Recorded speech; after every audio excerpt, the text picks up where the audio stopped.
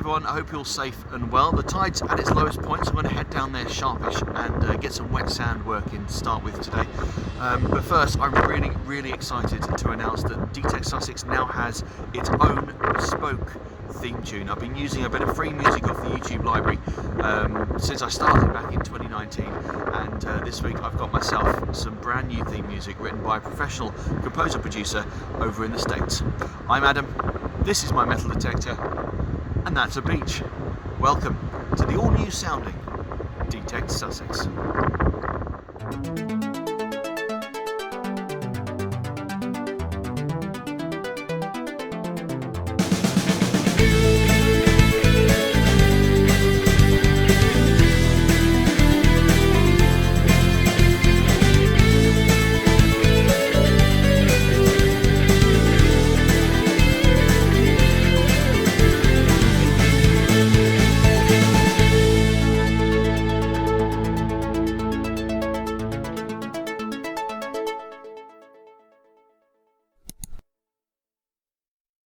So there we are, the new sound of D-Tekt Sussex. I hope you enjoyed that. I'm over the moon with how that came out. It's a composer producer in the States called Bradley Parsons who created that for me. I sent him a description of what I wanted and he actually improved on what I sent him. And yeah, I'm really happy with what he's done. He has a studio in Oregon called Train Sound Studio. I'll drop a link in the description below, so if you've got yourself a YouTube channel, podcast, anything you want an intro or an outro for, yeah, tap him up, see what he can do for you. Really easy to work with, really pleased. So Bradley, if you happen to be watching, thank you so much. Really pleased with what you've done there. Other news, I've actually redecorated my Simplex, as you can see. Lovely blue camouflage, similar to my logo background. This was sent to me as a gift by Ash from the Southern Searcher YouTube channel, so thank you Ash. I'm really grateful that you sent this over to me. Nice surround, just to replace the green one that I had previously, and this one's actually got the Simplex Nokta Makro logos still on there, so I'm so chuffed with this. Really pleased. I'm actually going to be using all metal mode today.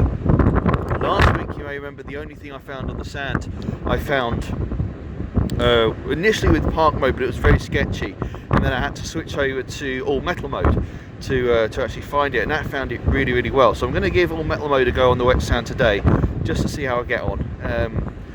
I need to learn a bit more about all metal mode. There's threshold settings, all sorts of stuff, so I need to do a bit more work on it, but I just thought I'd flick it into that today just to give it a go on the wet sand and see how we get on. Let's see what we can find.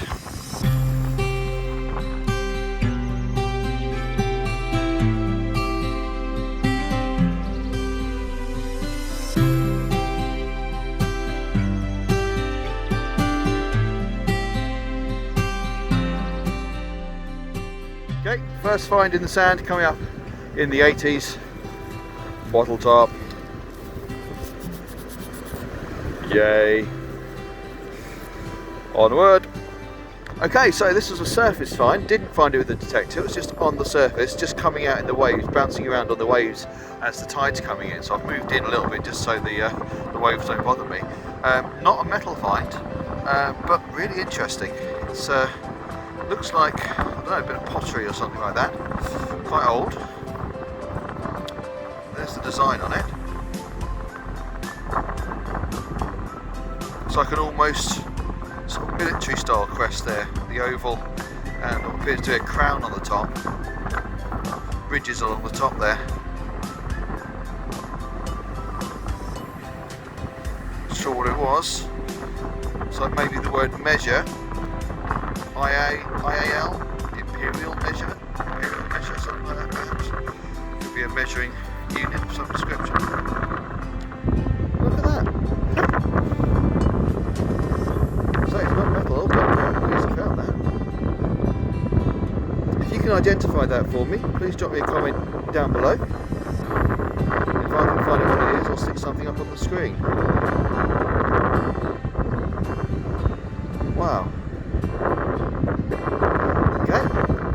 Onward. Alright, so that's me done on the wet sand today. Nothing much to find. Using all metal mode, interesting. Not sure if I'll stick with it or not. I may give it another try next week just to see. I'll move it up onto the shingle and we'll see what we can find up here.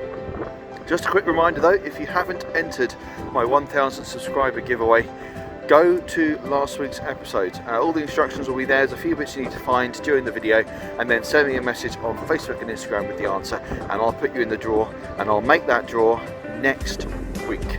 Okay, so you've got until next Friday. I'll make the draw next Friday, and next week's video I will announce the winners. So make sure you're subscribed, enter that competition if you haven't already, and good luck to everyone who takes part. Right, so what we can find here. Okay, next one up, mid-60s, is a tiny little fishing wade. Now this was, I'm right at the edge of the water now, just come up off the sand, as I just said, and yeah, this was coming up mid-60s. Took a bit of fighting with the waves to find it, but yeah, got there in the end. Number on there, 2 perhaps. Okay, ready to wait. Onward. Green ball. On we go. Okay, come up solid 79. It's a square of aluminium. I am frozen. Onward. Okay, I'm not showing too many digs today because it is windy and very cold. It's just a little bit easier for me to get the dig done and then show you what I found. And this, first for today, we have a spendable coin of the pound variety.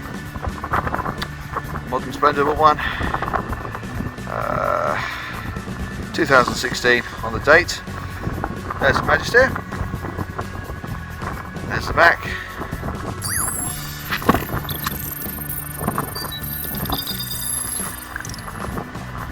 Hopefully we can find a few more before I have to head home.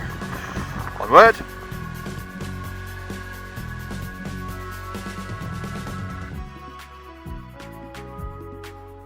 Okay, next up, and coming up a little higher than I'd expect, about 72, we have another coin of the pound variety. 2016.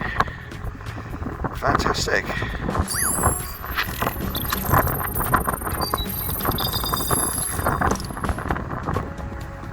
Alright, my face is numb, my fingers are hurting. I'm going to head back home now and we'll do the roundup there. I'll see you there in just a minute.